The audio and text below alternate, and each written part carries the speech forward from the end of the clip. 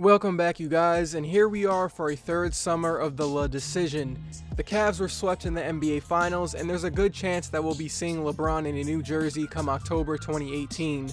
Let me know in the comments where you think the best spot is for LeBron to win a championship in the next 5 years. Before we get into the teams, we have to talk about what LeBron's motivations are going into the summer. Obviously, I have no way of knowing what LeBron is thinking and how he is weighing the pros and cons of each team, but these quotes from LeBron I'm going to talk about in a few seconds are going to be part of the argument of where he should go. I'm gonna guess LeBron wants more championships in the last stretch of his career, and he's gonna want to do that with a team that not only can match the Warriors talent-wise, but with their basketball IQs. Right after the sweep to Golden State, LeBron was asked by the media what would it take to beat the Warriors in a 7-game series. He basically said that it's tough to match up with them talent-wise because they have some of the top players at their position, but the real test is matching their basketball IQ. Everybody on the court is a pro and knows how to score the ball, but LeBron believes that having guys that can think and adjust throughout the course of a game will be what it takes to beat them.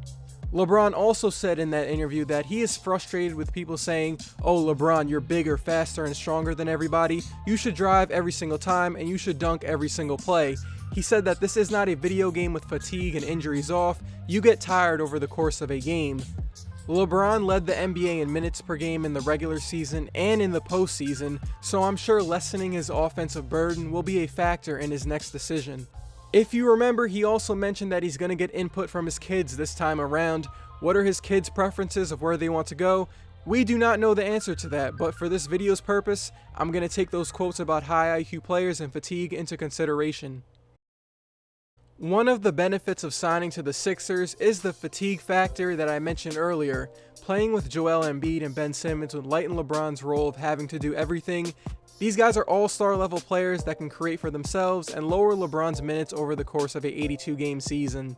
LeBron has mentored Simmons, and LeBron would help Ben become an even better player. They are two of the best passers in the league, and there will be nights where they would just slice teams up with their passing and run teams out of the gym. Two of the other positives in Philly are, this would be the best defensive team LeBron has played on since the Heat days, and he'd be able to stay in the East. The problem with the Sixers is going to be the adjustment period between Simmons, Embiid, and LeBron. The three-point shooting at the two other positions is going to have to be really good so you can't help off of them. Embiid is capable of stepping out to 24 feet, but is he ready to spend about 30 to 40% of his possessions at the three-point line and become Channing Frye with an accent?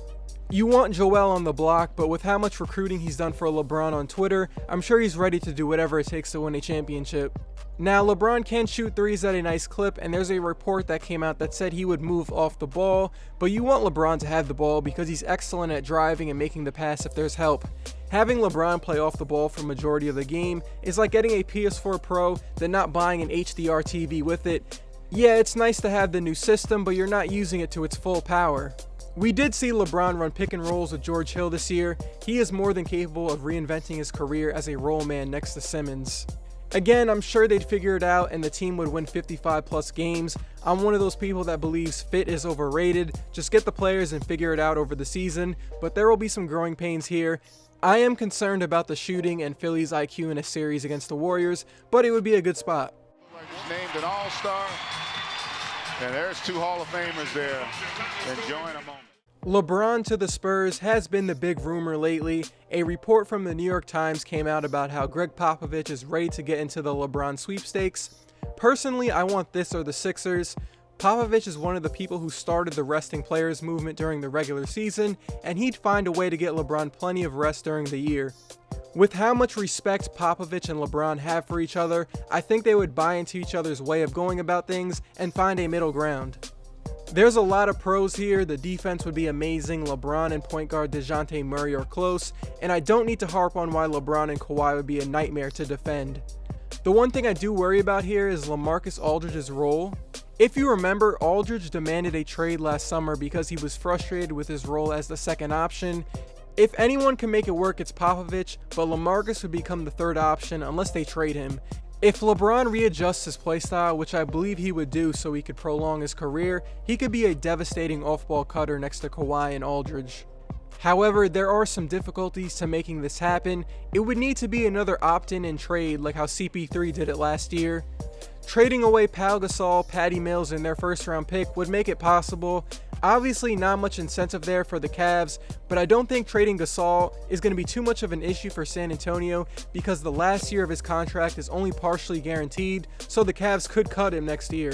Rudy Gay and Danny Green would have to opt out, and LeBron would have to also take a pay cut, not to mention Kyle Anderson is a restricted free agent, and they'd have to let him go too.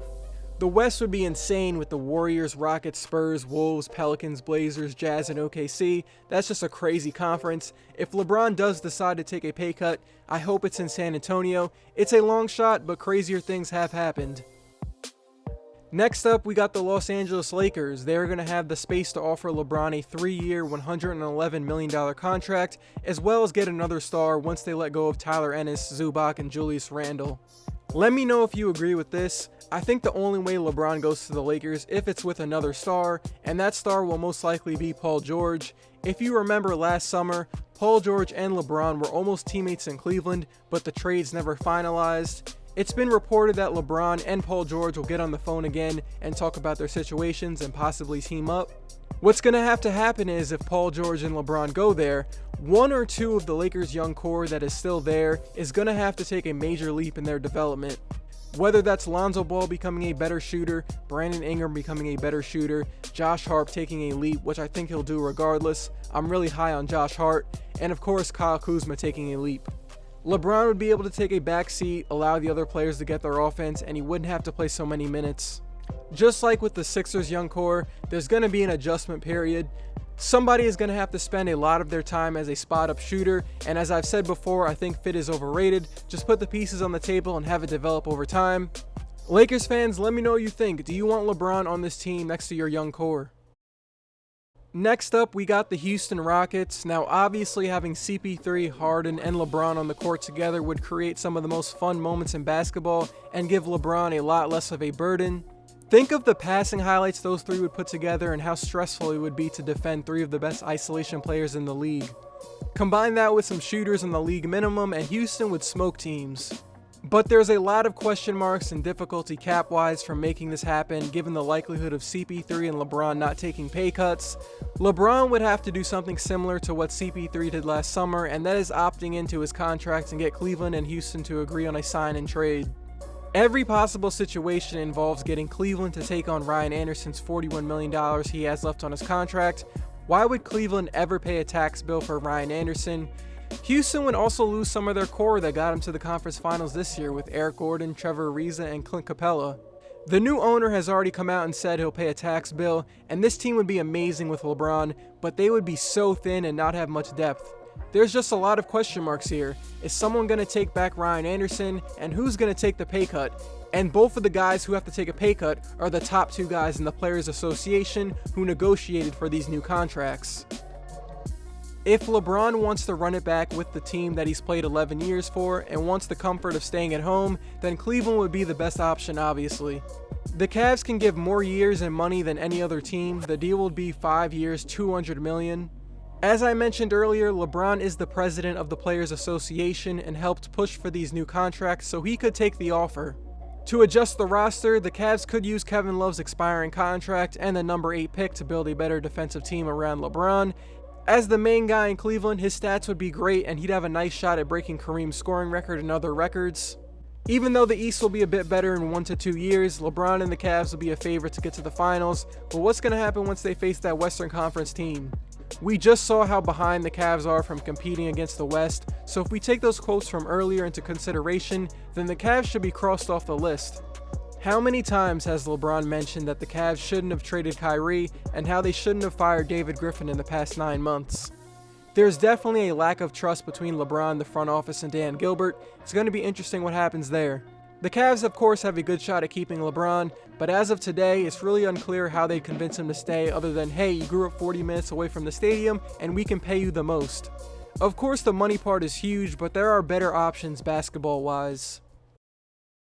If you think the NBA is ruined, then I would love to see LeBron double down on this and create an even more disgusting super team. Let's say he doesn't care about the max deal and takes a massive pay cut somewhere else so he could have a team that is even better than the Warriors. I would love to see that.